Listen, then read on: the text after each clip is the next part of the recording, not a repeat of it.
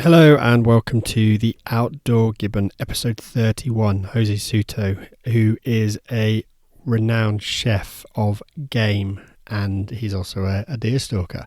So in this podcast, we talk to Jose about all matters of things of how he got started in field sports, stuff he does, obviously with game and deer stalking, some of the kit he uses, including looking at the competition that he's got running at the stalking show. If you haven't listened to it already, go and listen to the previous podcast where David Freer tells us everything that's going to be happening at the stalking show, and hopefully you're listening to this one virtually just before going to the show. So remember, that competition, you drop them an email and you can get involved and take part in that little butchery competition with the opportunity to win some absolutely fantastic prizes.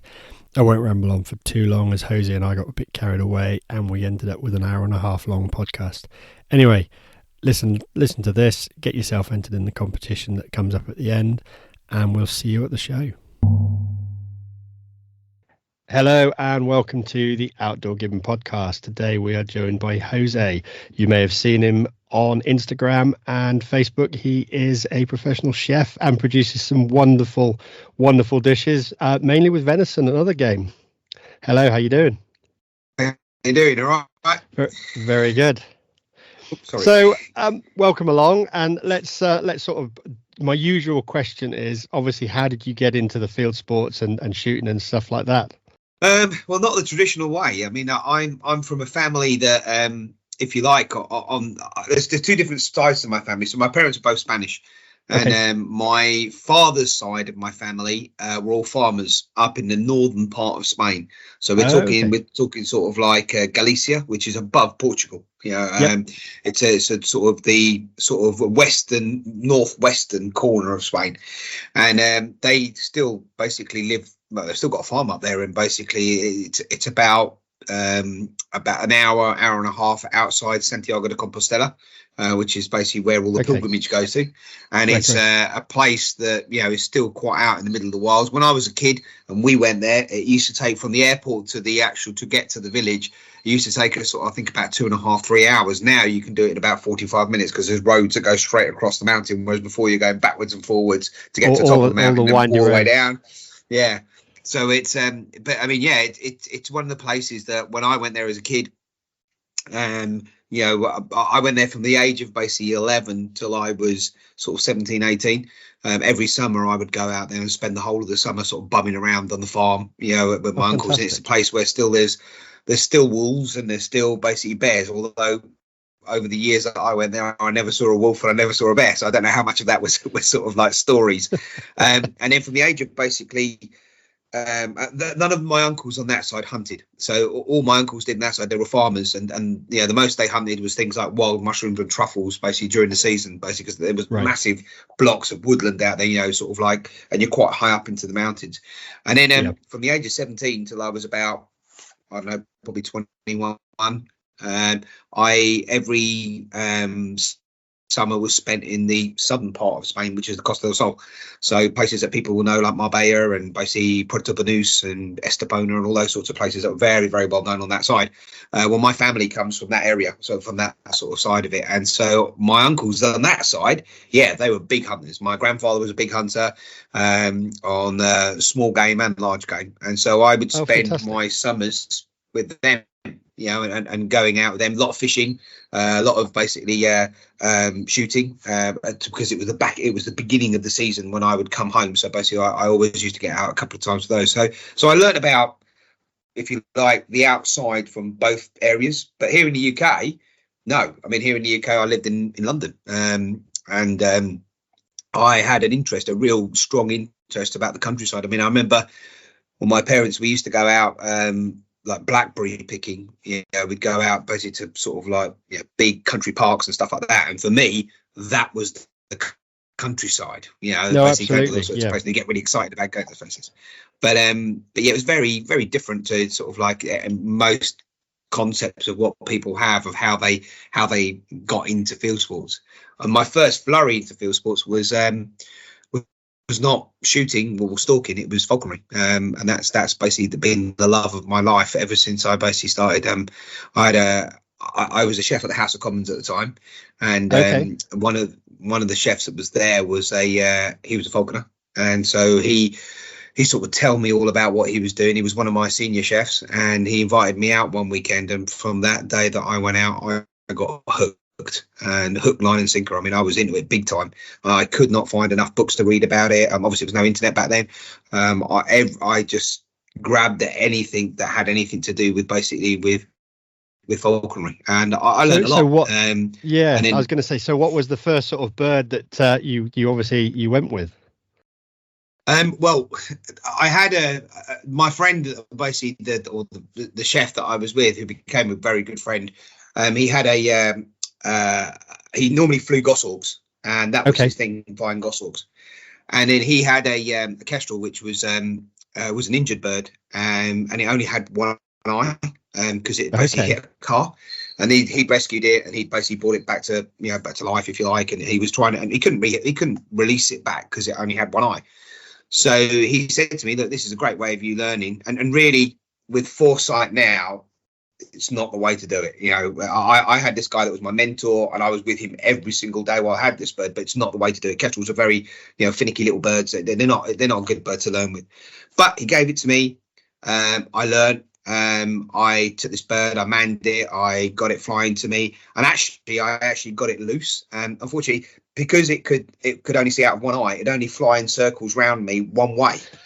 So it never used to turn around because it kept trying to keep me in sight. But this was a great little bird. And we never knew how old it was, because it was because we got it in adult plumage, and I think I had it for about 3 or 4 years, and then one day it just died. It just basically, it must have been old age or whatever, and it was great. And then after I'd done that, my friend, I had a girlfriend at the time, and basically sort of like things became sort of a bit testing with the girlfriend, and we broke up, and I was a bit sort of heartbroken and didn't know what I was going to do, and I was down in the dumps. And I went to my friend's house, and he sort of he had this red-tailed hawk that he had, and this red-tailed bird from North America. He had it on a loan because he's always flown goshawks, and he had this thing on a loan, and while somebody else had one of his birds. And he said to me, look, if you come out with me, I'll do the weight control so you can learn about it, and you can hunt this bird. And this was the most cantankerous, bad-tempered, horrible thing you've ever seen in your life. So and now I'm going to say that is the way to learn.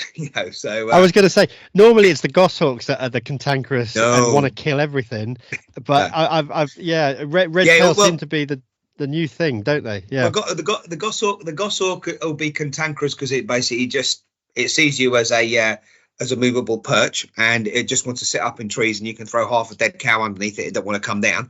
But this red tail wanted to kill everybody apart from, including me. Not game, just me. It was an imprint. So basically, it's been hand reared. So when they're hand reared, they think they're human. So they have no fear of anybody. And so basically, this thing was just every time you tried to do anything with it, it wanted to latch onto you, and just was really cantankerous.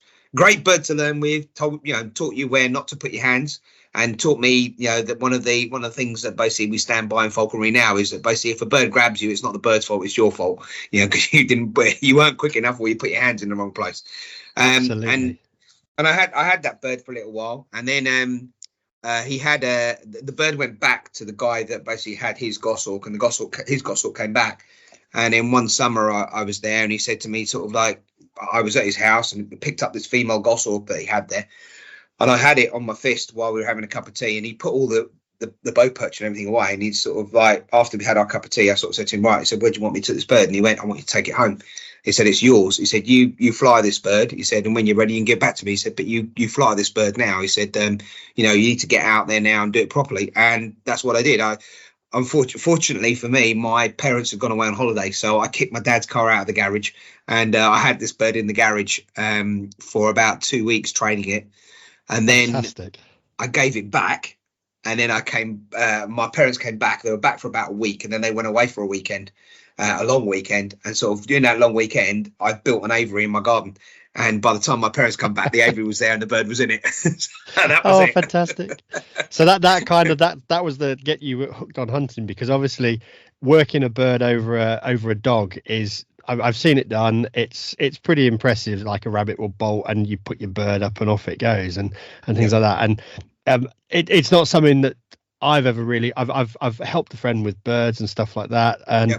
but it's not something that gets me. But I know there is. It's almost does the same adrenaline rush as that of going out with a rifle or a shotgun and having a day shooting. I think I liken it. The closest thing I can liken it to is basically, especially when you're flying things like goshawks and harrisawks, is to rough shooting. You never quite know what's going to get up in front of you, and you never know how it's going to go and which way it's going to chase and how it's going to end. I mean, it's really exciting adrenaline rush all the time. You're walking around trying not to make too much noise, the same as you are stalking, and you're reading the land.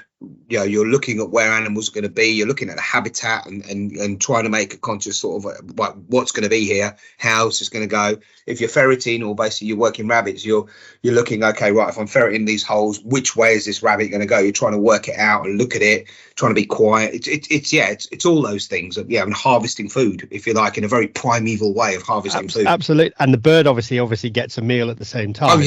But you've ended up with something because the two. It's that synergy of the two working together. You and the bird are basically trying to get you a meal at the end of the day. No, definitely. I mean, there's a reason why the goshawk was basically is called the goshawk. It was the cook's bird.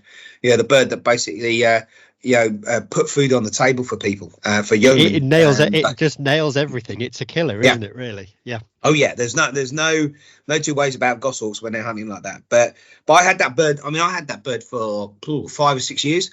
And then what happened was she took an injury so she hit a rabbit in a blackthorn bush, and the blackthorn went into her foot, and then the tip of the blackthorn snapped, and she ended up with an infection in the foot, which is a thing called bumblefoot, which is basically where they get an infection right in the foot. Now the problem is with birds of prey, they have very poor circulation in their feet. So if they get an infection in their feet, it takes a heck of a long time to get rid of the infection, and while that it tends to fester. So she had to have quite a major operation on her feet, and she was, by the time we finished, and she was out and she was okay again, she was fine.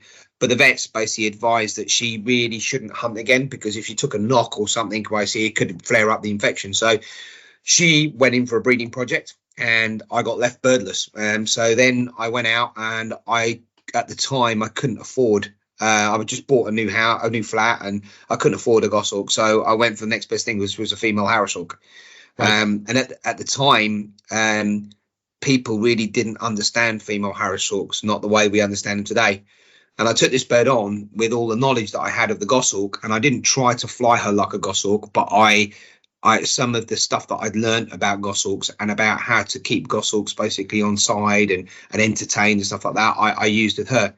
And along came Ellie, and Ellie was, I mean, down in Hertfordshire, sort of where I used to fly her. I was chairman of the British Hawking Association down there, and this bird was famous. It was used as what they call a make hawk. So when other young harrisawks were being flown, she would fly with them. She'd teach them to hunt, because they hunt as packs. So basically, you can hunt them together. And in her lifetime, I had her for just over 11 years, and in 11 years she caught over 750 head of game.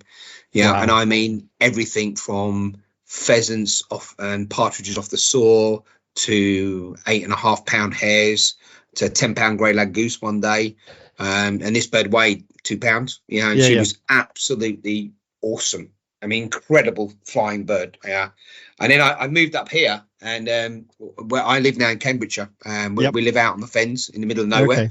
Right. My house is smack bang in the middle of the fens. There's just fields all around me, to the point where I am so isolated that my partridge pen is in my back paddock, because there's nobody around it, and I release the partridges basically straight out the back paddock, and they come backwards and forwards into the pen as they please.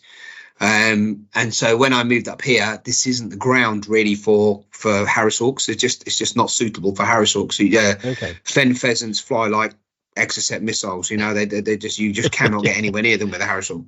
So I moved back to a goshawk. I'm lucky that my wife, Charlotte, she basically runs CJ's Birds of Prey. So those of you that have been to the game fair will have seen her. she runs the whole of the falconry area at the game fair, and she basically does all the displays at the game fair. She's even been up to Scotland. She's done Scone Palace a few times, so she's quite well known in the display world. Does a lot of educational stuff, TV work, all that sort of stuff. And we've got quite a large selection of birds here. We've got these 60 birds here, wow. And she does all of that sort of stuff. So I'm lucky in that I went back to a goshawk, and then the goshawk basically she can keep a ticket over during the week while I'm not here, and then basically when I come at the weekends I normally hunt, and obviously if I've got time off basically during school holidays and stuff like that, I take the bird out and basically fly at school holidays. And I've also then gone on to fly peregrines here and Aplomado falcons and other falcons as well. So normally I've got 2 birds on the go at any one time. Fantastic. So now that we asked the question, so how did that now from that, you know, obviously birds of prey and hunting with those, what made you go into rifles and that direction? So again, being a chef, my start in life, if you like, as being a chef and being the catering college. So I went to the college that I now teach at. So I was a student there. So I've come full circle, if you like, back then. And when I was at college, one of the things that really enthralled me was the use of unusual meats. And because one of the reasons is because basically if you have a piece of beef and you have a piece of sirloin, let's say, and it's basically what doesn't matter what breed it comes from, it's still a piece of sirloin, and you cook it in a conventional way, and it's pretty much going to be either juicier or less juicier, because depending on the breed, but it's still a sirloin. Whereas with game, there's the variation in basically different types of animals and the flavors and what they eat and their age, and the anomalies are so massive that as a chef you have to be quite skilled to understand that and to do it. And at the time that's what I thought. Okay. Later on now in life, when I look back on it, it's not that difficult. You just need to understand the parameters of the meat that you're using and how to use it. In the same way that as a chef, you understand which is a first class cut of meat and a second class cut of meat. In other words, a first class cut of meat being something that is pan fried, roasted, grilled, it's really tender cuts. Whereas a second class cut is something that's chewy and basically needs a lot of cooking and slow cooking. So those are the rules that basically you live by. And so I have an interest with it. And then I remember in one lesson that one of my lecturers came in and he brought in 2 pheasants and a hare, and he put them onto the table. And he then started to go through basically talking about them, and he showed us how to pluck the pheasant, and then he showed us how to gut the hare and prepare it for basically things like jugged hare. And I was enthralled by this because it's the first time I'd seen a whole animal taken right down to the point where basically it was a piece of meat. Yeah. Where nowadays a lot of chefs don't get that. Well, they do where I am because I make sure we do, but they don't get that. They get things in plastic bags. They order from the wholesaler and rocks up just a selection of meat, and that's it. Unless you've got somebody that's doing specialist stuff, they're not going to see that sort of thing, are they? And many of them are very far removed from basically the original product. So I had that interest, and the interest grew and grew as time went on. And obviously with the falconry, I was harvesting stuff and I was using it. And then while I was at the House of Commons, and I went up to basically a senior chef. One of the things that we had to do there is we had to teach our junior chefs all about a particular product or item or dish, and we had to do a presentation. So I did this presentation on game, and I took venison, all the game birds, everything. And from doing there, that's how I got into the college, because college asked me to do the same presentation at the college, and then I was offered a job not after it. But then I had a friend, when I moved up here to Cambridgeshire, I had a friend who doesn't live too far away from me, who flies golden eagles, and he does quite a lot of stalking. And he introduced me to a guy who I think you might even know, Julian Stoyles. The name rings a bell. Yeah, so Julian is the god. What Julian does not know about deer is not worth writing. I mean, this guy, basically, he was head deer park manager at Houghton Hall. He was head deer park manager at Holcombe Hall. He was number 2 at Woburn. He's like, Julian is, he's an actual god on anything to do with deer or endangered species of deer. He's bred some really endangered species. He now is at Watatonga Wildlife Reserve, basically, which is in Norfolk, where they have basically lots of endangered species there, and he's doing loads of work on breeding, that sort of stuff. And I met Julian, and Julian, through this friend, And Julian was at Holcombe at the time, and I went over to Holcombe, and he took me out quite a few times. That's the first times when we were starting to work on the first book on venison. Okay. And we went out quite a few times with Steve and I, my photographer, basically, we went together, and Julian took us out loads of times. I shot my first roe deer with him, and then I was hooked again, basically that whole hunter-gatherer type of thing, basically shooting it.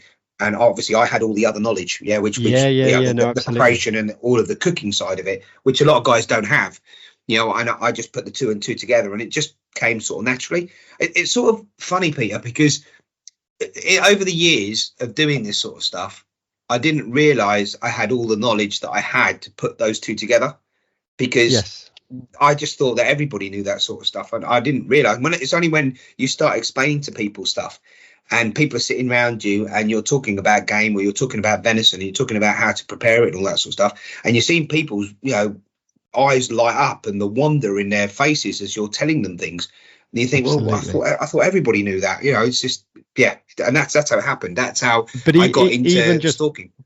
Breaking down a joint, it doesn't matter whether it's venison, it could be anything. Most people nowadays have no connection to actually seeing it. Even the butcher, you go to a butcher's, and even a butcher doesn't. They used to do it big cutting block, what do you want, and they'd cut you a piece of meat off, and that would be it. Nowadays you walk into butchers, it's all either laid out or it's ready to go, and it's almost like that skill isn't shown to the general public anymore. No, and that's one of the reasons why when I went to the college, one of my things at the college was to basically bring that back. And so I started doing things at college. I do these game seminars, which basically, I know you might have seen Alex, basically from Hunter Gatherer Cooking. Basically, he did a whole feature on it.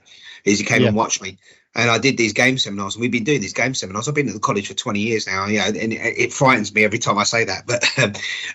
But and over these years, we've had all these chefs coming in and watching them, and all the teaching that I'm doing externally, we do internally. So if you consider that basically I have 90 odd chefs every year over 20 years, basically, that have gone out into the industry, and they've all had that training. And it's what led the college to basically purchase all of the skinning rig that I've got. I've got a skinning rig that any deer stalker would be proud of, and I've got a deer larder, basically where I can basically hang 8 carcasses at a time inside it. I mean, I'm talking whole carcasses, heads on, feet on, a lot. I've got a proper deer larder at the college. And we put about 15 to 20 animals basically through that deer larder a year for the college. And that's teaching kids. My third years basically do a development lesson on a whole carcass. So I have this whole carcass come in. We've got a film which basically you can find on YouTube, which is called basically Field to Plate, and it shows it's a story of basically me going out stalking, explaining basically all of the field to table side. And and when I did it with Basque, it was basically for people like these kids to understand a little bit more about the story in the field before you start explaining everything about the preparation of the carcass.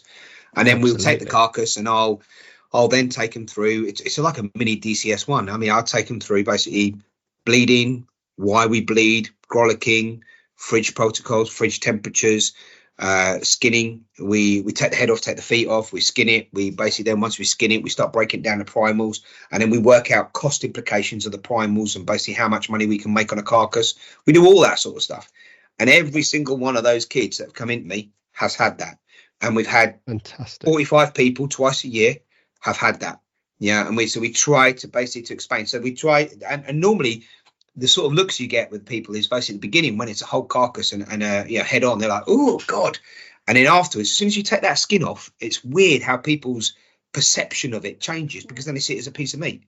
It's just a piece of meat at that point, isn't it? It's amazing. As soon as the skin's gone, all of a sudden, it's now just a piece of meat. And by the time it's broken down, but by the time it's broken down and laid as the primals on the table, it's then they don't even think it was a deer. No, it's just now meat to process. But that's like it's being far removed from the animal, because once it gets to meat, you're far removed from the animal. And what I wanted to bring that back. So I've always said this with the kids that I teach. I run the butchery at the college, right? So I'm the senior lecturer in front, and I am in control of basically all the fish, meat, poultry, and game that comes into the college, everything. And my thing when I got there was to ensure that all of our kids really understood the provenance, the ethical side of it, and the preparation of all of the meat, fish, poultry, and game that come in, and also the sustainability side of it, so that I can hand on my heart with any of the kids come in, right? If they take me to task on any particular item that I have, I can tell them the full story about that item and why we use it, and I can give them I can tell, there's no way they can basically sort of like question me about the morals or something about stuff, because I know all the answers, and that's because I see it as a chef's responsibility to understand that and to be able to basically be conversant about the products that they use, and also have a reason why that they're using it. So the last thing I want is basically one of my chefs going out on Saturday Kitchen, and a guy from our college, and using a product that is completely unsustainable and using it on national television, which then to make it even more unsustainable, where people are going to want it. So I'm very open about what we do and how we do it, and that's why we do it like that. We've also done the thing like we work very closely with two game dealers, so basically Lincolnshire Game and Highland Game. Yep. We work very closely with both of them. Highland Game in the last 2 years have allowed me to basically take venison and basically put it on all 3 years. So now we have our first years that do a dish with venison, and it was one of their synoptic tests that they did a few years ago, and then basically they'll use that throughout the year, and they're learning about what a deer is in the first year. In the second year, they're breaking down carcasses and basically joints of venison with me in the butchery, and in the third year they're having that whole field to table lesson. Oh, fantastic. So what we've done is we've situated venison as basically the fourth meat for these guys. So as these guys go out, it's part of their repertoire. It's something not to be scared of. Yeah. It's something that they understand how to use. And hopefully we'll create a market for venison. And I hope so, yeah. Yeah. And with Lincolnshire Game, we've done the same sort of thing with game birds. And before I was working with Highland Game, we did that with venison with Lincolnshire Game as well. So those guys have they put money, they put effort into basically teaching the next chefs of tomorrow, if you like, and continuing that thing that will go forward. Yeah, no, absolutely. I think that's great, because to be honest, I think game, whenever you said game to somebody, people got very scared. Oh, it might have shot in it. It might be this. You've got to cook it right and stuff like that. Well, actually, pheasant, partridge, we use it as just like chicken in our house. It works perfectly. But I think there's still that stigmatism, the way that people think, oh, it was hung on the back of a door for 3 weeks. It's green and stuff. It's not. And it's the same with venison. It's just saying to people, you can use venison in exactly the same way that you would use beef. And it's actually a much nicer flavour. It is leaner. If you wanted to make burgers, you need to cut some fat in with it. And that's it, really. Yeah. And it's brilliant.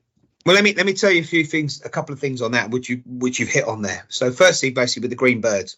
So the reason birds were hung, we need to understand why birds were hung, right? And nowadays we don't hang birds. Now there's a couple of reasons why we don't hang them. Well, one, we don't like it anymore, because basically our taste buds have changed.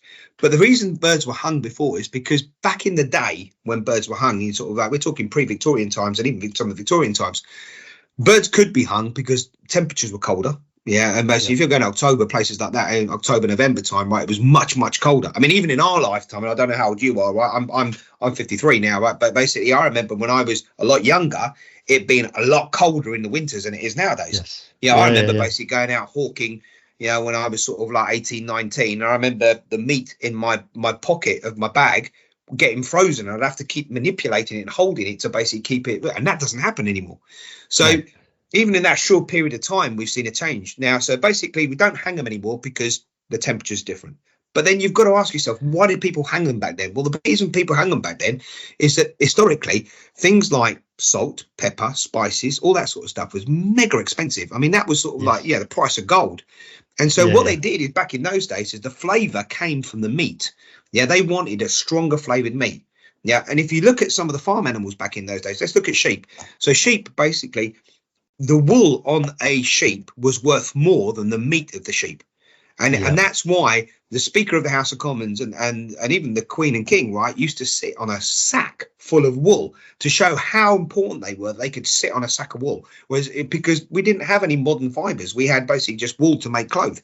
So back then, there's no way that you would kill a sheep before it had basically, some youngsters in it and it had a few years under its belt. It was just, there's no way you'd have lamb. And majority of all of our old recipes are from mutton. They're not from lamb. Absolutely. We converted them to lamb as our taste changed. So that's why, and we liked the stronger flavour of the mutton. Pigs. There's no way you'd kill a pig until the pig had piglets. So basically, they were well over a year old. Now our pigs are lucky if they reach a year. So with game, we hung it to improve the flavour and strengthen the flavour of the food that we were eating because we didn't have the spices. Now, as time's gone on, obviously everything's changed. Our flavours have changed. Our tastes have changed. We eat differently. So now what we want is fresh. We want the flavour of the bird as opposed to basically the added flavour of basically what we're hanging. So that's why we don't hang them anymore. We don't do any of that. Now, when you're talking about venison, well, venison basically back in the day, pre-Queen Victoria, venison, the only venison that was really basically eaten a lot of was all trophy stuff. So basically the animals were shot in the rut. The poor old chef would get basically lumbered with all this meat that then he would have to look at how he got round this flavour that this meat had. And that's when red wine, citruses, basically, cloves, all this sort of stuff was put into it to try and get rid of that flavour, to improve the flavour of a red stag that's just been rutting, and that's it. You smell it on the hill. It's one of the strongest things, and you would never want to eat it. And that's why. And so when you start looking at this historically and understanding why, that's why nowadays we don't eat it. I mean, nowadays, game dealers basically are very strict about the way that basically birds are refrigerated and brought through. So you don't get that. You get the natural flavour of the bird, which is incredible. And you don't have to do a lot of work to that, of basically working that out.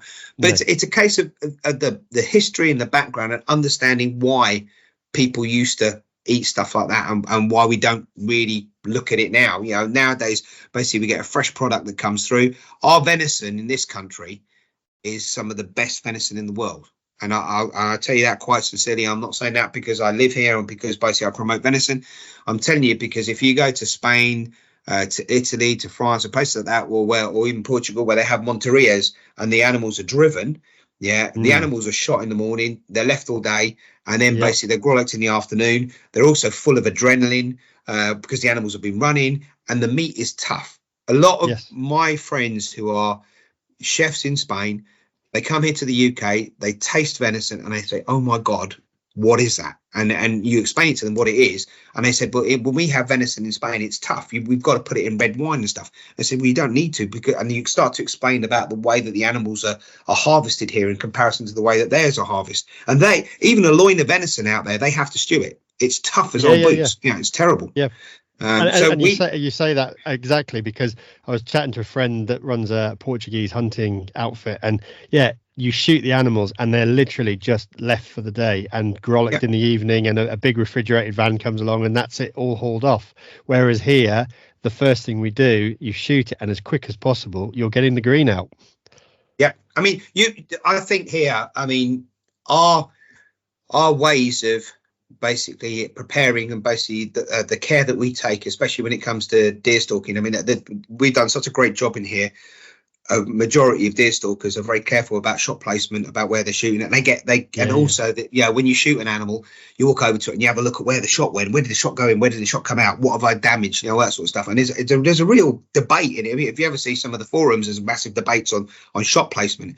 Whereas in America, it's sort of like they point the gun at it and basically whatever way it's facing, right, that's it. It's going to go down. You've hit it. Exactly. Yeah. And it's a very different mindset out there. And if they blow half the front end of the animal off, it doesn't matter. They'll still get the back bits to be able to eat. And I as a chef, I always used to get in trouble with Julian because Julian had put me in. I hate high seats. Right? I cannot stand high seats. Basically high towers, any of that stuff. I get bored. I get really bored. I don't fall asleep. Like I've got a friend of mine that basically he sits in a high seat and within 2 minutes he's asleep, but I don't fall asleep. I just get bored. And whenever I have sat on a high seat and I've shot an animal, I have to get down and bleed it. I cannot sit there and leave it lying there when I haven't bled it. And I just feel compelled to go down and bleed it. And I have to. And in that, I end up basically obviously disturbing everything. Nothing else comes past me. But I just feel compelled as a chef because I've harvested that piece of meat to ensure that's in the best quality as possible. So, I mean, obviously out there, culturally it's different, culturally in the way that they do things. We're not, we're not here to say it's wrong or it's right. No. Culturally, that's what they do, and I'm sure it's very exciting for the people that go out there and do it. I've had it from friends of mine that have been out there not recently doing it. But it's a very different mindset to the preparation of what we do here in this country. We're basically stalking deer, and we're very lucky that we can go out and stalk, and we can go out and basically shoot as many animals as we like, and we can bring them home, and we can basically prep them up and give them to friends, give them to family, all that sort of stuff. I think that's the bit I've said a few times. We're incredibly privileged in the UK that we have the ability just to be able to go out stalking. We don't have a tag system. We don't have a bag limit. If you've got the land and you can shoot and you manage it correctly, you could literally shoot deer all year long in the right places and be able to supply venison to people. Whereas actually you talk about in America, well, you might get a tag to allow you to go out and take a particular buck, or you might get onto some does or something like that. In Scandinavia or Europe and places like that, if it's driven, it might be a case that you're sharing those animals with the team that's out there, so you don't actually bring the whole thing home. And yeah, again, we're just incredibly lucky to have the ability to go and do what we want to do when we want to do it. Oh, definitely, 100%. And when I went out to America, and they're explaining to me about the rules out in America and the fact that basically you can't sell venison, and that any venison and any pheasant that you might find on a menu out in America is all farmed. I mean, God, lo behold, the tide, the day that happens here in this country. I mean, like. Well, we do need to get this country. Actually, we need to get. I see you still see in all the supermarkets and stuff like that. There's still a massive amount of obviously farm venison that comes in from New Zealand. And what we need to do is we actually need to get these supermarkets to basically take the British venison that we've got and actually get it on their shelves, rather than buying something in that's coming from traveling halfway around the world. Yeah, there's a big conception that people have about New Zealand venison, right, and the New Zealand venison that gets used in this country, and sometimes there's been other podcasts which I've listened to, right, and I listen to people say that we have to get our supermarkets to buy all our wild venison, and we need to do this, and we need all to get together to do it, and people seem to think that that's easy. Now, I've been involved in basically doing presentations to basically a lot of the big supermarkets in the UK. I won't name who they are, but a lot of the big ones in the UK. Yeah. And I'm telling you now, right, they will never take wild venison. And some of them do. The actual biggest user of wild venison in this UK, who do you think is the biggest the supermarket that uses the biggest user of wild venison in the UK? Who do you think? It's probably going to be somebody like Waitrose or something like that. No? Go on, then. Waitrose doesn't take any wild venison. The biggest user of wild venison in the UK is Aldi. Okay. And a lot of people are gobsmacked by that. And Aldi, because actually they're pretty good though at trying to use things local, aren't they? That's been always one of their big things, that they will try to use products that are actually local to the area that they're in. So some of the other supermarkets, there's a couple of others that basically use wild venison. There's other supermarkets that won't use any wild venison, and they'll use farmed venison because they consider it to be more ethical. Now it makes me laugh as well. I am not against farmed venison. I think that basically, as long as it's being sold as venison, what it does is it basically increases the market for people to be able to buy. Now the problem is, the reason why we have New Zealand venison in our supermarkets is because we have a lull in our time. I know in Scotland all the rules have changed now recently. Absolutely, yeah. But we have a lull in our production of venison basically throughout the year. So what happens is that the actual companies that are providing that venison to the supermarkets have a shelf, and that product goes onto that shelf, and it's basically being sold on that shelf. Yeah. They cannot have that shelf empty, right? Yeah. And if during the lull that shelf was to go empty, then what the supermarket does is it goes, you know what, let's try and have this stuff over here, and we'll put that instead of the venison while it's the off season. And all of a sudden that stuff that they've put onto that shelf sells really, really well, and they're thinking, you know what, that's selling really well, let's extend that and not put venison on there. and who come into our season, right, and they're not buying the venison, and it's still selling really well. And then that item, let's just carry on selling that item, and venison will lose its place on the actual supermarket shelf. Yeah. And that's what happens, and that's the reason why at certain times of the year we have New Zealand venison on there, is because basically to take up that lull when the season is off. But I'm telling you now, basically the stuff that, you know, Highland Game supply a lot to supermarkets, and during the lull there will be some imported venison that goes on there, but as soon as the season starts again, bang on, they're on it again. Yeah. But I suppose that's because what we've done is we've conditioned people. It's the same with vegetables and all those things. We've conditioned them that you can have this all year round. Exactly. Yeah. And it used to be the case that carrots and veg and things like that had a season, and they would come in and you'd have them for that particular season. But we've allowed people to have them all year round, and of course what that does is we've taken the seasons away, and suddenly now things aren't special, and you don't go, oh, actually we've got all the root vegetables in, we can make stews over the winter period. No, you can have a stew any time of the year you want, kind of thing. But you see, people don't realise this, and it makes me laugh, right? Because I have it with the kids. I say to them, like, do you know eggs are seasonal? Yeah. And they go, no, they're not. You get them all year round. I went, no, you don't. If anybody that has chickens will know, right, that they'll basically, throughout the winter, chickens don't lay any eggs. My chickens stop laying, exactly. Yeah, they all stop no laying. Eggs. And they don't realise that eggs are seasonal, because everybody thinks that chickens lay eggs. No, they're fooled into thinking that basically the days have been long days, and that there is basically they're laying eggs all year round. But then it's we put not lights like that in their sheds. Yeah. And a lot of people are really gobsmacked. They don't understand that, and this is how far we've become removed from our food. You know, and you know, when anybody's basically talking about food, they don't understand the background of their food and how food is produced. So, like you're saying, we've become an unseasonal, you know, society where everything is in. You can get strawberries in the middle of winter, because it's in season at some parts of the world. But yeah, I mean that's the reason why is the venison in that, and obviously, you know, we want to maintain that place. We need to maintain that basically within the supermarkets. We need to supply the supermarkets. There's where people, you know, 90% of people basically go to buy their food. We need to maintain a presence on there and large volumes of basically product going through, because we need to use up what we're shooting, and we need to control deer in the UK. There's obviously there's a massive management problem, right, with lots of animals at the moment. Where I am this year, I mean, like, one of the estates that I'm on, I think I've shot myself 25, 30 deer, 30 fallow on basically one part of the estate, and I've got the 3 other stalkers there that shoot with me. And I know that they're large numbers this year, large numbers within the woodland that we're looking at, and in other places basically there's been an explosion. I mean, COVID, didn't do as well. I mean, it allowed the deer to basically to breed uncontrollably, and pretty I know much, exactly. In Scotland, I know in Scotland now, whether you love it or hate it, all the rules have changed. I mean, you're shooting roebucks out of season, or what we consider out of season. You're shooting basically, I think stags now can basically shot all year round. Any male species of deer now. So that's what's up here. We've got red, roe, and obviously fallow.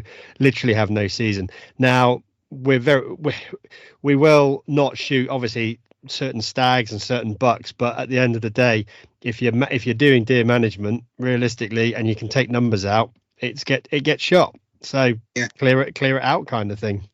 No, and I can understand that, because the numbers have basically gone unchecked, that there's a need to do some of that sort of stuff. It sort of pains me. I mean, it pained me when they changed the deer seasons here in the UK, when basically extended the doe seasons.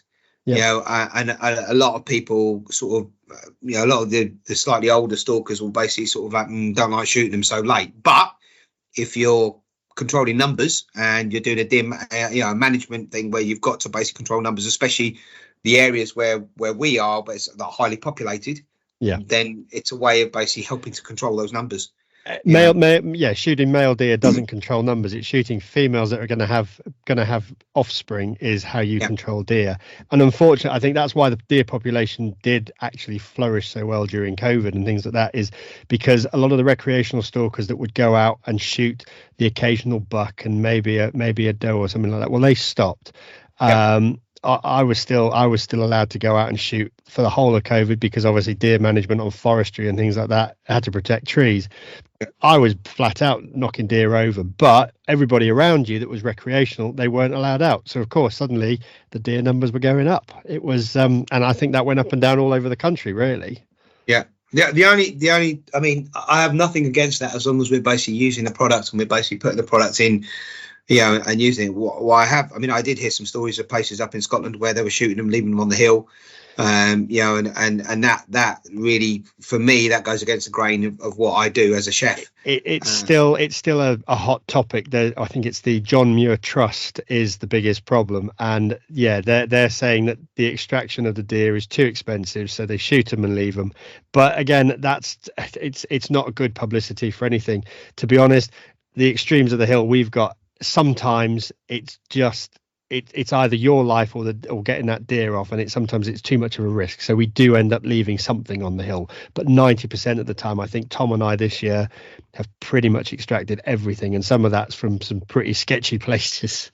Yeah, I can imagine. Yeah.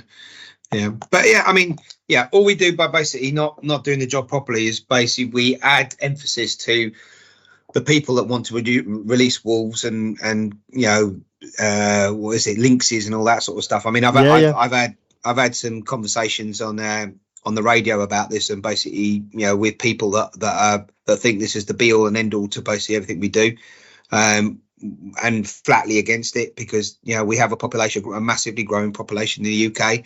There's no way that these animals wouldn't come into conflict with us, and with everything else, with livestock, with everything else. They've been out of our system for too long, to basically be put back into our system. To a lesser extent, I mean, some of the birds of prey that have been released, and I'm a falconer, I love birds of prey. Go back sort of like 10 years ago, you would have seen a buzzard every now and again here where I am, and which was nice to see. And now we're seeing more of them, which is fine. But red kites, oh my God, kites have like exploded down here like you wouldn't believe. And you have to ask yourself what they're eating. And there's a lot of places where basically they're encouraging them by basically feeding them, which is creating unnatural numbers of red kites. And it's going to end in tears. I mean, these birds are going to end up starving if they stop those sorts of people basically feeding them.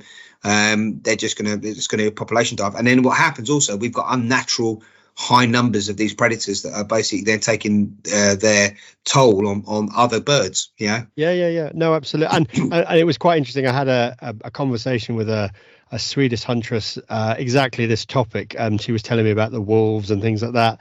And yeah, they have big problems now. The wolves actually have trained themselves to go after domestic dogs. So when they're out with the hunting dogs, the wolf knows that actually it's an easy meal. When you've got the dog running around the forest barking at some prey to bring it in, well, I'll just go and take the dog because I don't have to worry. It's simple. It's not going to defend itself. I'll take it away. And it goes the same in this country. We'll release wolves, and suddenly the farmer will be moaning that all the sheep are disappearing, or it's coming down into the village and it's stealing the domestic cats and dogs. It won't be chasing the deer, which can outrun it. No, I mean, I've often said that I've had an argument with people before about, especially people who are against basically shooting or deer control or any of that sort of stuff. And one of the conversations you have with them is about predator control, and especially when it comes to predators such as corvids and foxes and stuff like that. And one of the things that basically I remember years ago, and I've written about this in I think it was in the first book that I wrote, or the second book. And there was a story where basically I used to live in London. I used to live in northwest London, and there was a park near me, which was basically what they called a country park. And it was just massive open meadows where they used to harvest the hay. There was some woodland, and it was a lovely park to go on. And the rangers that were in this park, I asked permission to basically to exercise my birds in the park. There was no game there, so just exercising the birds in the park. And they said to me, that should be fine. He said, as long as basically we have like a group that meets and they're volunteers that help us with the park, and can you come and answer some questions about your birds? I said, yeah, of course I can. So I went to this meeting, and there's all these people in there, and I sort of brought some of the birds with me, and I showed them the birds and talked about what I was going to do and how it was going to work. And I remember seeing two people at the back of the hall, and they're sitting there, and they're sort of like, arms folded, like, you're not very defensive. You're not going to basically teach me anything, or you're not going to tell me anything. And I was watching these guys at the back, and afterwards I sort of opened it up for questions. And these guys, one of the guys put his hands up. He went, "Look, we don't want birds of prey here." He said, "All the birds of prey," he said, "the sparrowhawks that we have here have decimated our lark population on the fields. We used to have larks on the open fields here, and have decimated them." And I said to him, I said, "Well, actually," I said, "Skylark is not a prey that a sparrowhawk would choose to hunt. You have, like, within the gardens of the areas of this park," he said, "and in the scrubland, you have blackbirds, you have, big fat wood pigeons, all that sort of stuff, right? And feral pigeons, right? That a sparrowhawk would much easier take than to try to hunt a skylark on the open ground of a field." And he said, "Well, we the sparrowhawks have done it. They've killed them all." He said, "And there's nothing else that would have killed them." I said, "Well, actually, there is." I said, "Because when I have gone out with the rangers to show them the birds and to fly them," he said, "the first thing that happens is you have this descendant of black cloud of, like, birds that come in, right, having a go at everything. Crows, jackdaws, rooks, basically having a go at any bird of prey that's up in the air, right? And they're relentless, basically having a go." Yeah. I said, "Now what happens here is that we've created this problem. We've created a society that basically produces lots of rubbish. All of these corvids are basically, they're very intelligent, and they learn that basically where humans are, there's food, and they go and eat that food. And because they're eating so well, they then start to produce unnatural numbers of basically youngsters. And those unnatural numbers of youngsters will go and eat more rubbish. And also they'll predate on the birds. So straight away, these skylarks are looking at this stuff and they're going, I'm out of here. There's no way I'm staying here, or I'm going to nest, ground nesting bird on the open field, right, with all these buggers around." And so therefore, basically, there is a massive problem in there. I said, on top of that, I said, not only with those that you've got in there, I said, within the woodland, I said, you've got big problems in the woodland. There's no problems in the woodland. I went, well, you have. I said, because you've got so many grey squirrels in here that your grey squirrels are decimating your songbird population. No, they don't. We put up these, like, bird boxes, and the bird boxes, basically, the squirrels can't get into them. I said, listen, I said, unfortunately, he said, those bird boxes that you're putting up, they're like a vending machine to a squirrel. I said, a squirrel learns that when the bird is going to lay the eggs, it knows when the full clutch is in there, it goes and eats them all, and it knows that the bird will probably lay a second clutch of eggs to be able to eat that. I said, so they never get a chance to breed, or if they do get a chance to basically produce chicks, the squirrels will go and eat the chicks. So he said to me, these guys said to me, well, what do you propose to do then? And I said, well, listen, this is what I would propose to do. And he said, and they already do it at Epping Forest. He said, in parts of Epping Forest, they cordon off areas of the woodland once a year. He said, they stop everybody going through, and all the keepers, basically all the keepers, the rangers, go through with shotguns, and they shoot every squirrel, every rook, every crow, everything they could have, to basically give all of the songbirds a chance to come back, because there are unnatural populations in here. Well, you would have thought I'd set off a bomb in the middle of the thing. Everyone went mad. And they all went mad at me, and basically, and they said, "Oh, how can you do that? It's cruel." I said, "Listen, well, guys," I went, "It's not a case of basically that we're talking of other people responsible for this." I said, everybody here is as responsible for this as anyone else. I said, we've all done it. It's our fault. It's our ancestors' fault. He says, and even to the point of now, I said, all of you guys here, he said, have killed more foxes than any hunt in this country. He said, not that I'm a lover of fox hunting. He said, better than any hunt in this country. And they go, what do you mean? And it was just about the time that wheelie bins came in. And I said to them, like, all of you, he said, used to put your rubbish out every night. He said, and basically the foxes would come out. He said, and they'd tear the bags open, wouldn't they? Yeah, they would. They'd tear the bags open. The bags would be all over. I said, right, okay. He says, overnight, we've introduced wheelie bins. He says, overnight, we've cut away the food supply of all of those foxes. He says, so all those foxes now are starving. He said, because you guys have basically cut off their food supply. He said, and all of us have created this problem. And it's as much our ancestors' fault and our fault as everybody else. Now, what I'm saying is that we need to take responsibility to try to make this, to bring an equilibrium to basically what's going on. I'm not saying we have to destroy everything, but we have to now basically manage it, because it's our fault. Yeah, no, absolutely. Yeah. But they don't want to hear that. One of the ways. One of the arguments that I use with people. Yeah, but people don't want to hear that. There's no argument against it. Yeah, But it's the same as like the RSPB. They don't ever tell anybody in their newsletter that there's a boy going into it, all those reserves and nailing all the foxes that are in those reserves every night, so that the ground nesting birds that are in there actually stand a chance of actually being there. Oh, yeah. Because that wouldn't go down well for membership, would it? Well, the RSPB will tell you that basically the peregrine falcon is an endangered species, and it's not. Yeah, there are more peregrine falcons basically flying around this countryside than I beg to differ on that. And I know a lot about, I love birds of prey. I'm not saying that we should be shooting any birds of prey. I love birds of prey, but there are ways of twisting information that basically sits on the best side of people, and they're not very forthcoming with some of that.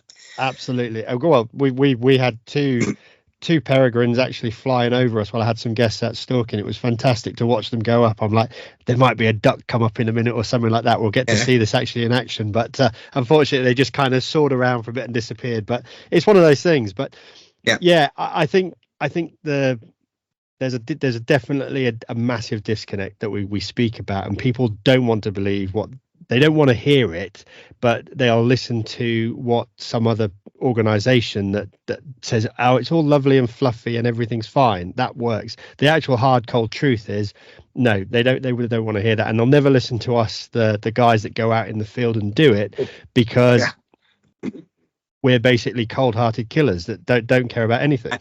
And if anybody knows anything about that, it's us. If anybody knows about really what's going on, it's us that are out in the countryside and watching it and seeing what it is. And we're not cold-hearted killers, because basically we go out, we select, we look at what it is, we take what Mother Nature would have taken, and we're looking at basically the animals that are there. And it's not for us. It's for welfare.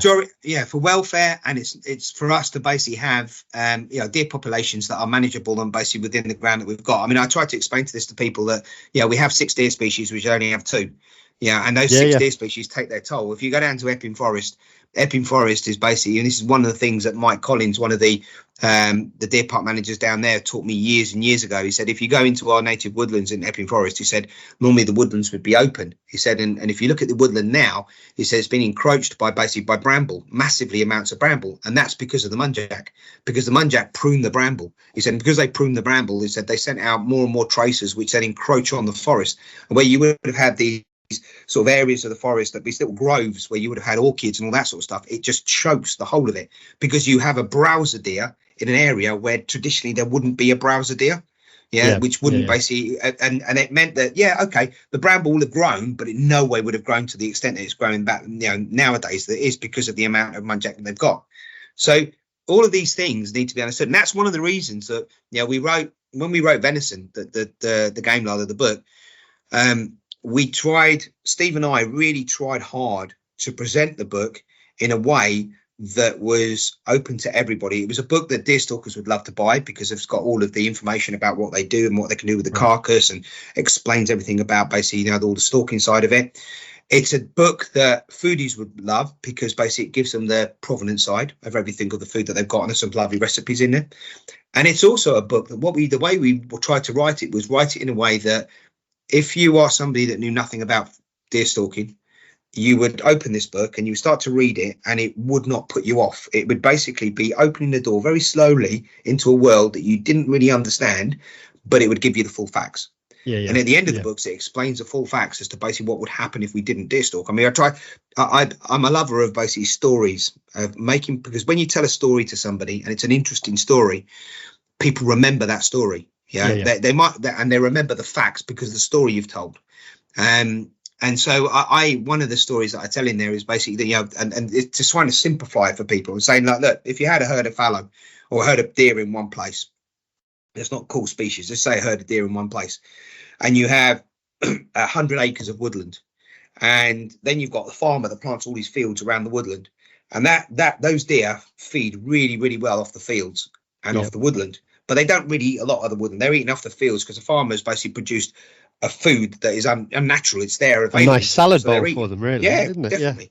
So these deer produce really well that year. And then what happens is that basically then the farmer comes along, he does the harvest, and there's no more food in the fields, but they've all reproduced and they've got a lot of more deer than basically would normally be able to be handled. So then now what happens is the deer revert back to basically eating their natural food, which are the beech mast and everything that's basically within the woodland.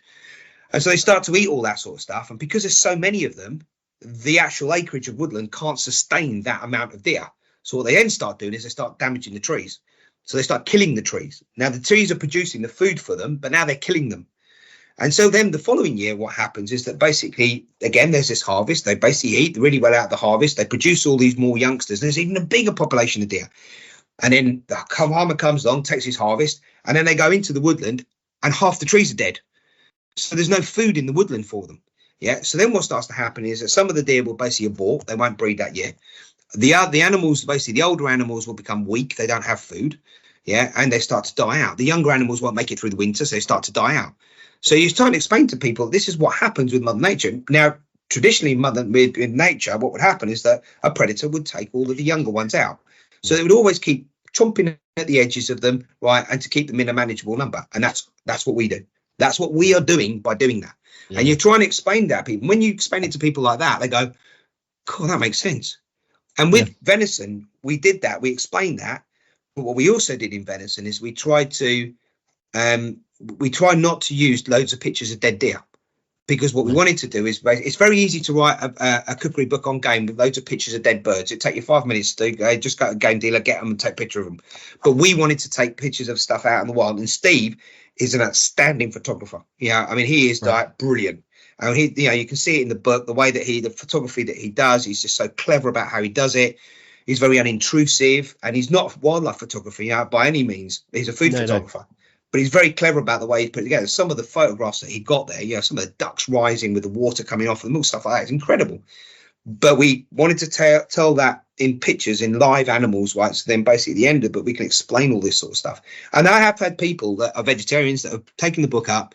And the first thing I said to everybody when they buy the books, I went, it's not a cookery book. And you go, yes, it is. It's got a cook. No, it's not a cookery book. Yeah. It's a story book that you read from cover to cover. And then you use it as a cookery book. He said, because then you'll know the background of the product.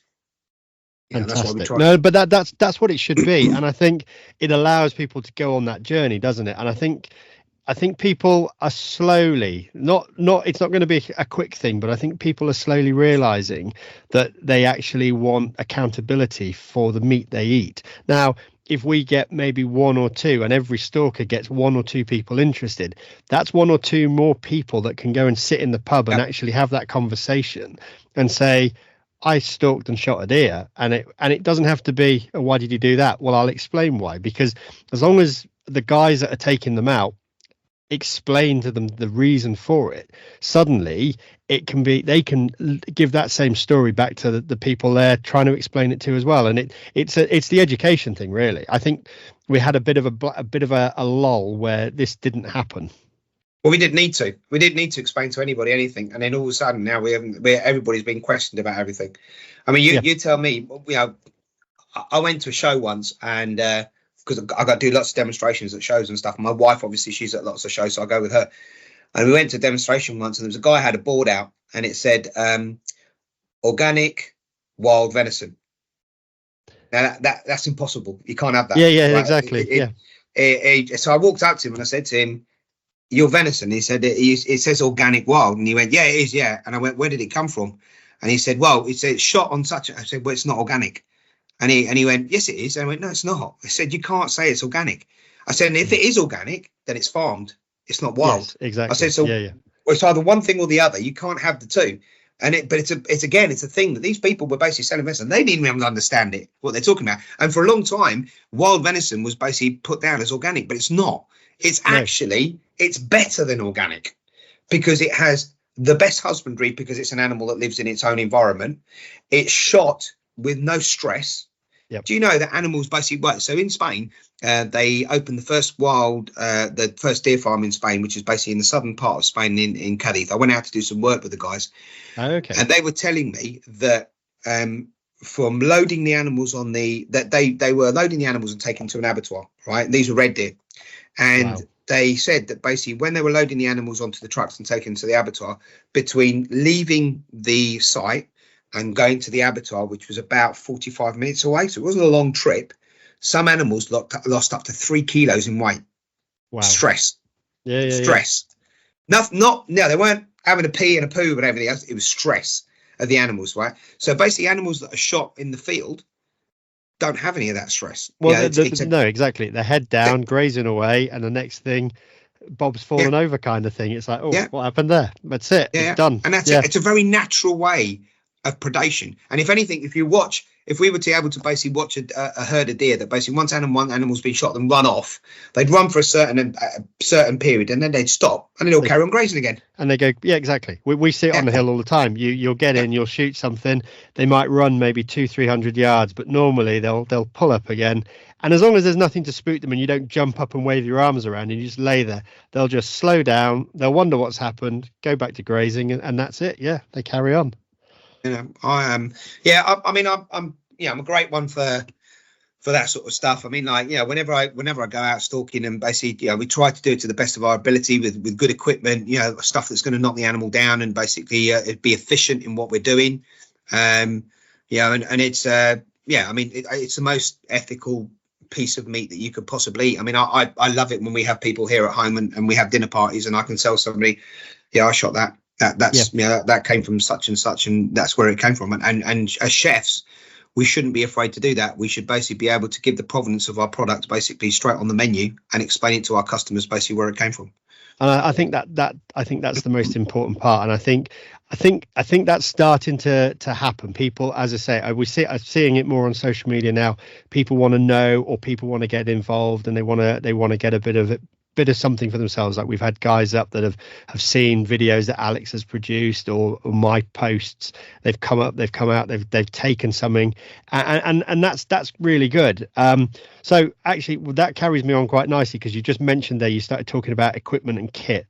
Let's dig into the Stalker, because you've obviously right. you've come from Birds of Prey, and there's a wealth of kit there. But let's go into your stalking kit. So talk about what sort of rifle, for example. What are you using there? I am all the way through to the bone Seiko. You're a proper a Seiko user. So I was going to get a Seiko, but ended up with a Tikka. But I do actually have a Seiko 75. That's what I've got. Yeah. Oh God, that's got to be one of the most iconic rifles, right? And anybody that basically has anything to do with Seikos or Tikkas will tell you that the Seiko 75 is considered one of their best rifles ever. There was something about the action. It was fantastic. It's awesome. And I have one. My rifle must be 25, 30 years old. The one that I've got Seiko 243. It basically had a few little bits in here. It's got a trimley trigger on it, so basically a very light trigger. And I've got a T8 moderator on it, which is the old T8 moderator. So I think the old T8 moderators were about like 3 foot long, and then the new T8 moderators are only about a foot long. So that's even nowadays they're massive. But I've got this T8 moderator on it, and it's still working fine. I love this rifle to death. I've used it pretty much all of my stalking life. I used Seikos before. I had a Seiko Finlight before, when I used to go out with Julian. That's where I got my love for Seikos. The reliabilities of them is incredible. They're just very, very reliable rifle. I mean, even when I've been up on the hill and basically dropped it and did whatever it is, and then basically shot something with it, I mean, it's just spot on, and the action on them and everything is great. Obviously with the moving over from lead now to basically non-toxics, I found that my 75 doesn't particularly like non-toxic. It will take non-toxic and the bullets are good for up to about 100 yards, and then after 100 yards, they become a bit unstable. And I'm still in the throes of looking for a bullet that will suit it. I've spent about 300 quid on bullets, basically trying to find out that they're just not doing the job. So that's mainly because I think the 243 it was never a particularly good caliber for firing a 100 grain bullet. It was a 95 grain bullet was the best out of a 243. I always found. I see. I've always used 100 grain. I used to use a 95 grain bullets basically, and then I used to use 75 grain bullets, and then I'd swap to 100 grain when I went up to Scotland, because they insisted on 100 grain bullets. Yes, yeah. And then I got tired of going backwards and forwards and having to put the rifle on. So in the end, I stuck with 100 grain. And for me, the 100 grain bullets worked perfectly with everything. I just had to the shot placement on smaller animals. We just had to be a bit more careful.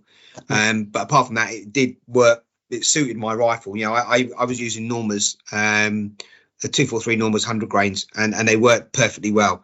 But the twist rates in the 243, the 75s is just not at the moment. I haven't found a bullet that suits it. That's what people have said. Yeah. I there are going to be. I've no doubt that there will be innovation that will basically bring a bullet like that. I mean, otherwise, I might even change the barrel out on it to basically get a more modern twist rate on the barrel, because I just love the rifle. And last year, my son shot his first 2 deer with it, and so therefore I will never get rid of it. Well, that's the thing. That was the reason that my 308 that's used on the hill is that old Tikka M65 when Tikka was still owned by was Tikka, and they were made in Finland, and hence the reason it was rebarreled, because the action was great. I decided to have a new barrel put on it because at the end of the day, it's done everything for me. So it's a 1979 rifle, but maybe a year before I was born, but it's still working. It still works. It still works. So well, why would you change it? Yeah. Well, so basically I met Carl from GMK about a year and a half ago, and Carl and I hit it off as friends and sort of like that. And I was explaining to him about the 75 that I had, and he said to me that, Jose, it's about time you traded it in. And I had a ticket for a 308 as we're next now into the phase of basically doing the next book, which is the last book that we're going to do, which is basically on wild boar and rabbit and hare. And so for the wild boar, I needed to go up a caliber, so I got my ticket for 308 or variation for 308. And Carl said to me, you just trade it in. I went, I don't want to get rid of it. I really love this gun, and now that my son shot with it, and he shot well with it. I mean, he is good. He shoots really well, and he shot a lovely roebuck and a lovely muntjac buck with it. Yeah. Right. And so he said, right, he said, we're going to get you something else. He said, something a bit special. So they gave me a Seiko 90 in 308. Now, he said to me, when he gave it to me, Simon, who works at GMK, said to me, right, if you love your 75, you're going to love this even more. He said, because it's got all the attributes of the 75. He said, but it's a more modern rifle. It's lighter. There's a trigger adjustment which you can basically adjust as you like, which I haven't touched because I'm quite happy with the way the trigger set up with it. Yeah. It's got a standard moderator on it, which is basically lovely. It's light, again, nothing like my old T8. And I've used this rifle since September, and I'm getting to the point where I'm loving it more than the 75. But the question. Okay, so your 75, is that because my 75 is that the dual stack magazine, or is that a 5-shot or a 3-shot? No, it's a 5-shot. It's a 5-shot, and it's a 5-stock hunter. So it's basically wood. Yeah. And the Seiko that I've got is a hunter as well. So basically it's all wood.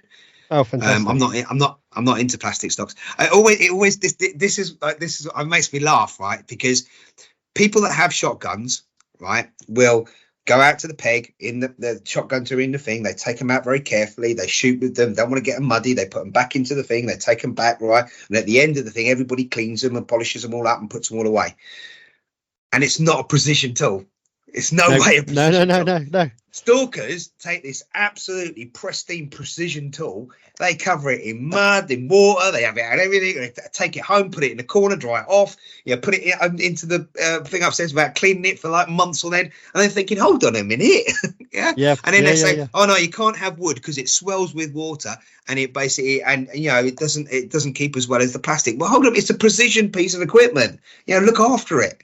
Yeah, I'd rather have a piece of wood on my rifle than a plastic stock. I have a plastic stock on a couple of them. My 17 HMR has a plastic stock, but that is it's a tool for just going out and pest control. But all my hunting rifles are wooden stocks. Yeah. Yeah. But this 75, the 90 that I've got, I really like it. I mean, I've shot. I was up with David Freer up in Argyllshire with him, and I shot two hinds with him. Actually, no, I shot 4 hinds with him with it, and I was shooting at basically sort of distances of basically 210 meters, 220 meters uphill, and knocked them all over, no problem, right? And the shot placement was great. I went out with Alex. I did a video with Alex a little while ago on a fallow, and if anything, we were over 200. It was just over 200 meters, but it's 200 yards, so probably about 200 meters odd on the other side of a wood through woodland. And I took a shot, and I said to Alex at the time, I aimed a little bit higher, but then I've got my 243 head on where I'm aiming a little bit higher, and I aimed higher, and there's no need to aim higher because basically where I put the shot, that's where it went, and it dropped it straight away. A big fallow, yielding fallow. It's a lovely rifle. It shoots beautifully. I mean, like David Freer shot it when he was down here, and he was very impressed with it. I think the 90s are really nice. I had an 85, and the 85 that I had a vehement barrel on it, and I didn't like it as much. Okay. I found it a bit heavy, and I just didn't get on with it. But this 90 is, I mean, Paul Childley's he was using it before I was. And he's got some composite stock ones, and I think he's even got a what they call it, a carbon fiber one. Okay, right, And he loves it. He loves it to bits. And I have fallen in love with it as well. It's a really great rifle. Seiko. The thing about Seikos is they're very reliable. Yes. They're a great reliable rifle. They're not a Mickey Mouse toy. They're chunky. They shoot well. It doesn't matter what you do with them, right? They seem to basically stay with them. So I've got a 90 at the moment. I've got a 75, which I've also got, which I shoot both of those. I've got a Ranger 4, a Ranger 4 optics on my 75. I was going to say you're a Steiner man, aren't you? Yeah. I discovered Steiner, so I went through Leopold, great. Optics on that, really nice, basically for the money, great, really, really good. And then I went from there, I went to Schmidt and Bender, and I had that, and the amount of money that I spent on my first optics in comparison to the amount of money I spent on my actual Schmidt and Bender, the Schmidt and Bender was more basic than the original one that I had. I mean, my original one basically had illuminated reticle. It had basically a zoom on it. It was great, all guns blazing. And then when I went to Schmidt and Bender, because I went to Schmidt and Bender, or Swarovski, I was going to go to next. For the money, I just had a basic scope, I didn't like it as much. And then from that, I chopped it in and I went for the Steiner, and I've got the 8x56, I think it is, or 8x52, I can't remember. And it's again got a zoom, it's got a illuminated reticle inside, and I got the Ranger 4, which is what I've got on the 75, and that's beautiful. I love it. And I haven't moved from Steiner since.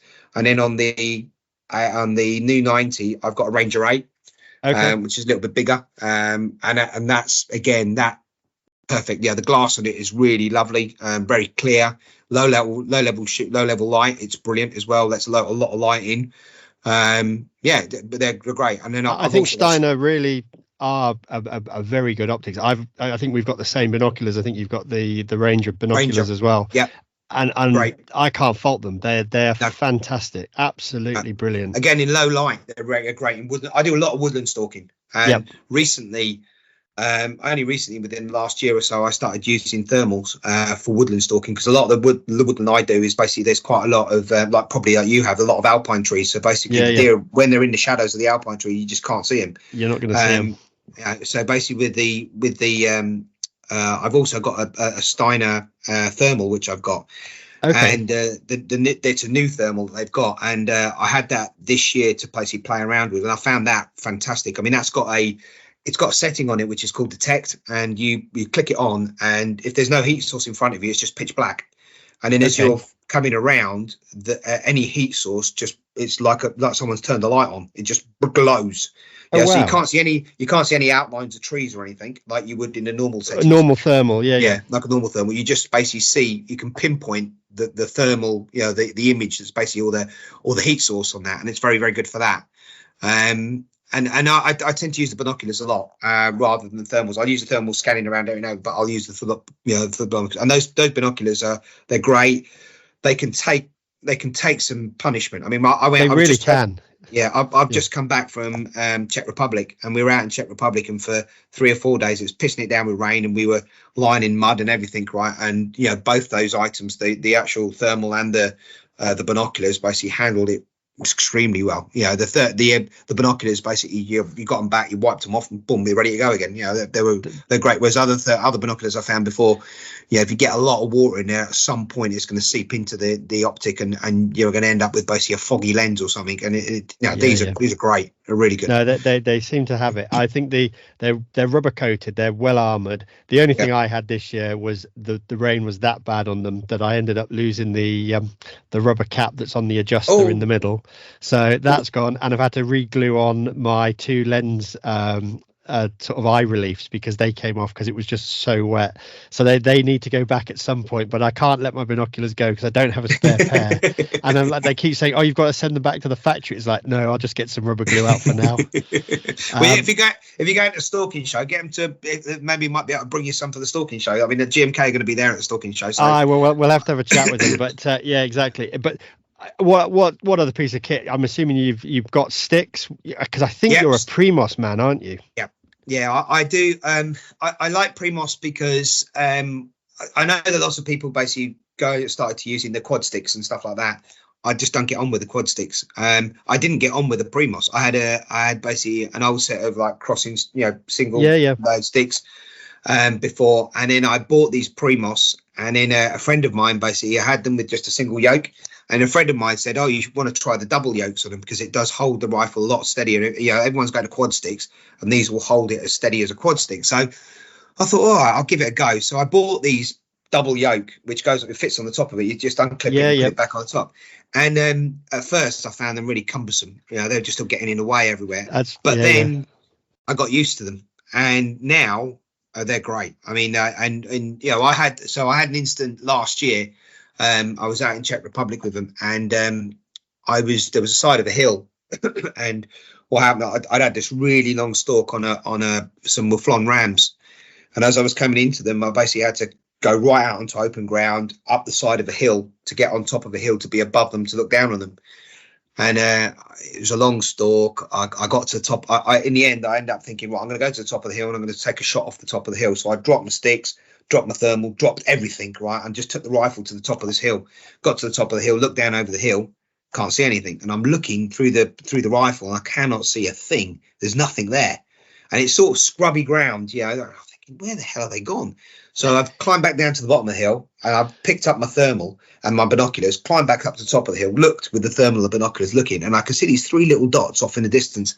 And I'm thinking, that must be them. So I sat there for a while watching, and all of a sudden these three roe deer came out. I thought, bloody hell, well, it's not them. So then I thought, okay, well, they're gone. Somehow they've just, they've done the normal trick that all of our stalkers basically get, where they just disappear into the. You're thinking, how the hell did they get out of there? And I climbed to the bottom of the hill, got all my kit together, and as I walked round the hill, these things appeared in front of me, and they're about 90 yards away from me. So I backed back to the hill, and then I just dropped the Primo sticks, and of course the hill was like this, and two legs just went up on the side of the hill, the other one went down. It was rock steady, ready to go. And I couldn't have done that with any other stick. I just couldn't have done that. And I shot a really nice ram, with it. And other times when I've been in woodland where there's uneven ground, they're just fantastic on uneven ground when you're deploying them. I normally get out the car, I set them to the height that I want them, and then I just fold them up, walk with them. And when I go, I just basically drop them and basically put the gun onto them. And normally I've always got time to basically take a shot with them. Yeah, this was the big debate I had, because obviously everybody around me went to quad sticks, and I have a lot of shooting on clear film, and when you're moving across that, my argument, especially talking to Klaus, was about his quad sticks was, they won't work on clear film. And he's like, oh, they will. I'm like, no, because if you deploy those sticks and the ground, you might be standing on a tractor rut. You need legs that are going to go, two that may be a foot higher and one that goes right down, which is exactly what you speak about. So I alternate between the two. If it's flat ground stalking, it'll be the quad sticks. But if I'm out on the clear fell, it's normally the Primos. I've got one of those mounts you talk about, the yokes that go on it, but my rifle's so heavy, even sat on that, it ends up just being sort of this very big unstable mass, and it's like, no, I won't use that. No, I've got so used to them now that I find it difficult to go out without them. I've been out a couple of times when I've done the normal stalkers thing. You get up late in the morning, you're rushing to get out, forgot the sticks, and basically then got there, and I feel that I feel like I've left the rifle open. Just like, shit, what do I do now? I've got to lean on a tree. Things like that. But they are the thing. Yeah, the whole thing about stalking is confidence. Yes, you need to have confidence in the kit that you've got. And majority of us, basically, I would say a lot of stalkers in the UK, it's not part confidence and it's part also trusting in your kit that it's going to do the job properly and you're going to knock that animal down, you're not going to injure it. And so we're all very, very conscious of the fact that basically our rifles are bang on, and that when you take that shot, that it's going to knock whatever it is. Now, as soon as you lose confidence in one of those bits of equipment, then you're just basically you're backtracking. You're oh god, where did it go? What did it hit? How did it hit it? And it's a dangerous piece of equipment on top of that. But fundamentally, when you've got a rifle that you're shooting on target, shooting well with it, and all your other kit is falling into place with it, then great. That's where it goes. I find with novices, what's really interesting is if you take them out and you put them on quad sticks or primos, I find teaching them on quad sticks is so much easier because you only get one position of movement, which is the vertical. That's it, straight away. You've taken out the horizontal. When you give them for example, the Primos, just a single yoke that you've got it resting on the front of the gun, there's too much movement. They move their body so much that there's all this movement going on. So it's easier to teach somebody on the quad sticks, and then eventually, as they get confidence, you can move them over. But that's just the way I find it. Yeah, no, I wouldn't be without them. I mean, I know a load of people have basically sort of like argued about the fact that they go wrong, that the legs go wrong, and then I've had my pair now. I must have had them for about 8 years, and mine are fine. I mean, they've had plenty of evenings where I've left them out in the paddock and forgot about them, and they've got rained on and everything else, and they're still okay. As long as you dry them and you do look after them, I think it's like anything. If you maintain and look after your kit, it's fine. If you're the type of person that's soaking wet, you chuck it in the back of the cupboard, throw a wet coat over the top of it, it's bound to go wrong. It's bound to give up. If you cover it in grit and leave it, it's going to give up.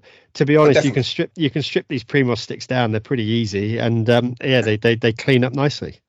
I'm not a problem. I mean, my only other piece of kit that I've got that knife wise, I use. I've got two knives that I use for grollicking. I've got a. It's an old.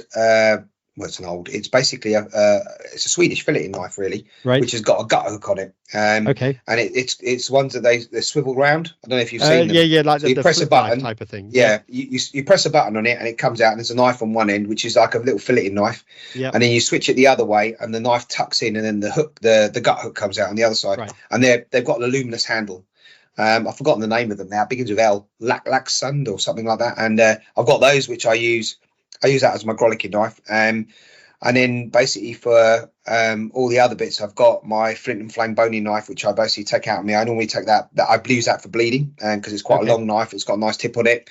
And that's the Pro Series knife. So basically flint and flame do the classic series, and then they do a Pro Series. And the Pro Series basically has got a game larder collection set, which is basically has all the knives that you need for the game larder. But they're all now with these sort of rubberized handles, so they're more of a larder knife that you would use basically in larder. They've got black handles on them, and they're really good. I mean, I'm not saying that just because I use them, but they sent me the boning knives a long time before anybody else had them, and I had 5 of them, and I gave some of my stalking friends around me one each, I said, abuse them. Just take them out and abuse them and use them. And although they're no good for grollicking because they have got a tip, it's a slightly rounded tip. They've got like a filleting tip on them. Yeah.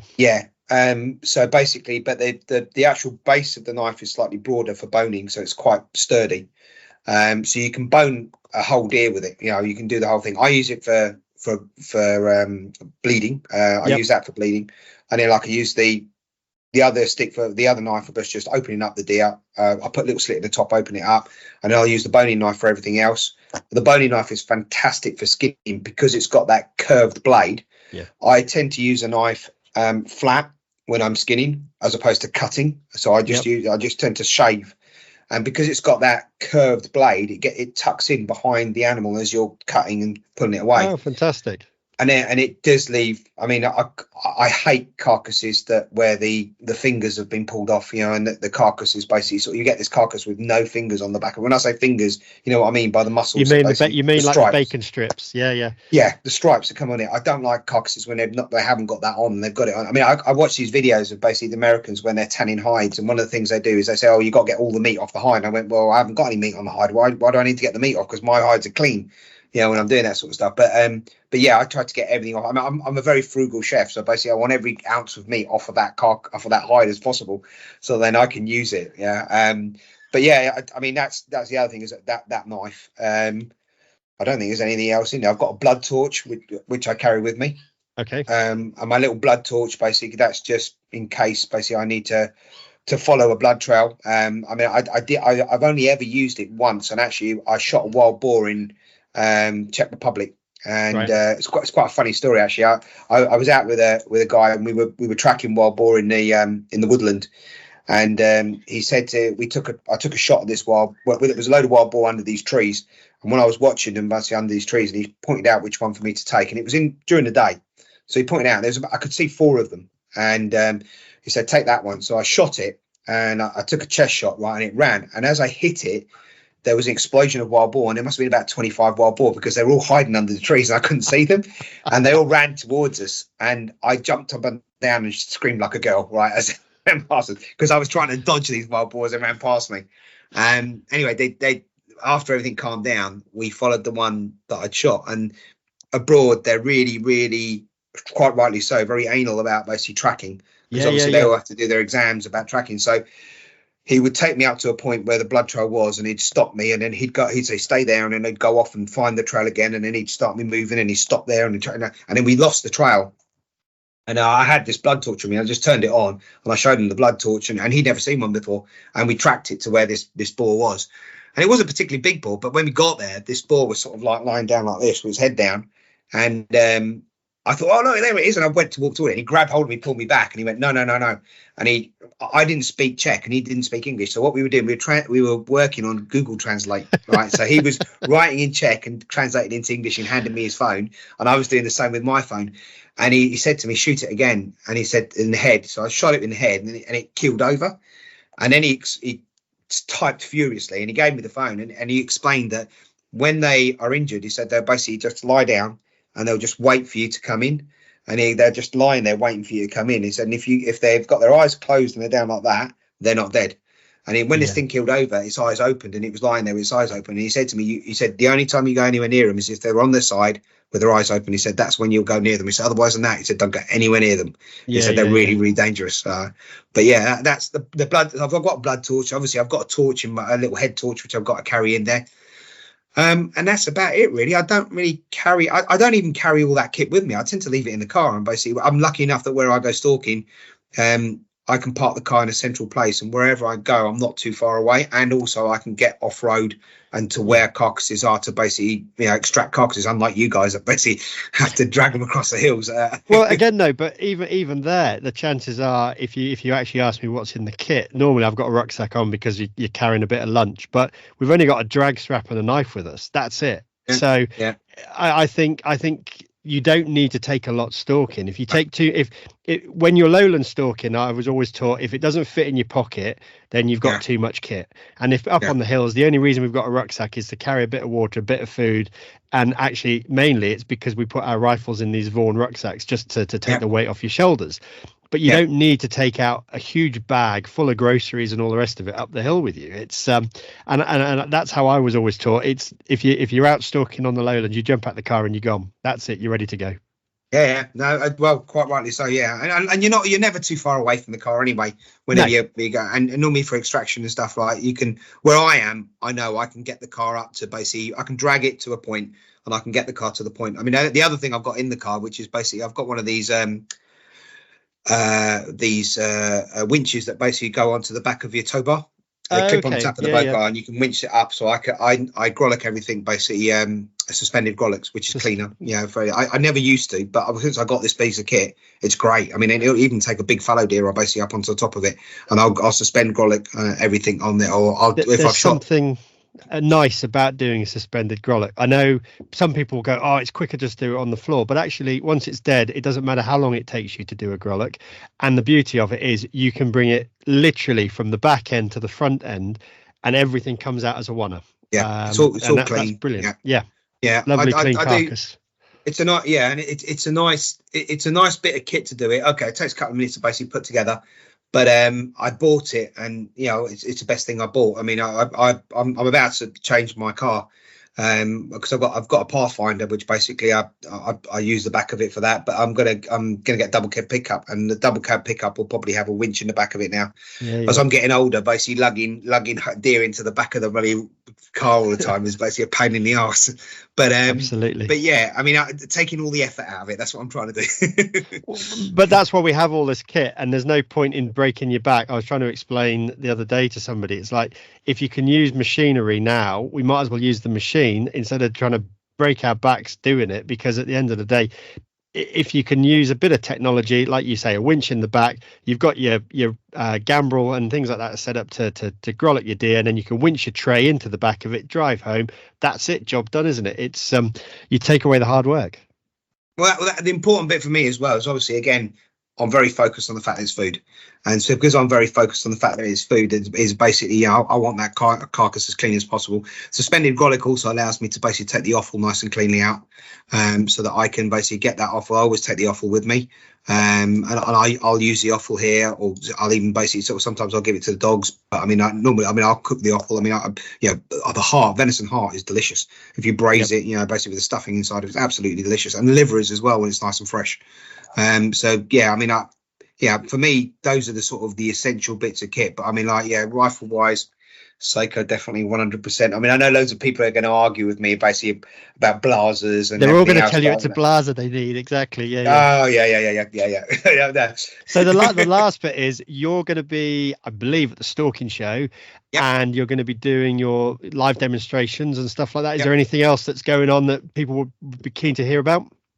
Yeah, well, at the Stalking show, Rachel and I will be doing all the demonstrastrations, basically like we did last year. So we've got the wild boar, we've got the whole carcasses to do. I think we're doing one each day. Okay. All that. We are one of the exciting things, which will basically, and this will be the first time I mentioned it, and it will be coming out hopefully in the next week or so. Basically, something will come out, but there's going to be a competition, basically a new competition at the show, and that is for breaking down a haunch of venison. So there's a video that's going to come out on social media on the Stalking Show site, and it'll be sort of put out there for everybody. And the video shows basically exactly how to break the muscles down in a haunch. And then what you'll have to do is you have to basically come in, you register by sending an email through to the Stalking Show. And once you've registered, you say what day you want to come. So basically there'll be 5 slots in the morning, or 5 heats in the morning, on the, I think it's 10 o'clock. So it'll be 5 places at 10 o'clock and 5 places at basically 2 o'clock. And you'll be able to, you register on to do one of those places. When you get there, there'll be a flint and flame filleting knife, a flint and flame boning knife, which is what you need to do it. And there'll be some saws. And you have to break down the haunch in the same way that I do in the video. Then put your name on it. The name will be there and everything, right? And then we will come and judge those. And then there'll be the next heat in the afternoon. We'll do exactly the same. And then on the Sunday, we're going to do exactly the same, 2 heats on the Sunday. And then there's going to be a winner. There's going to be some great prizes, and first, second, and third prize. There's going to be 5 sets of prizes at the first. So the filleting knife and the boning knife that you're using to break down the actual legs.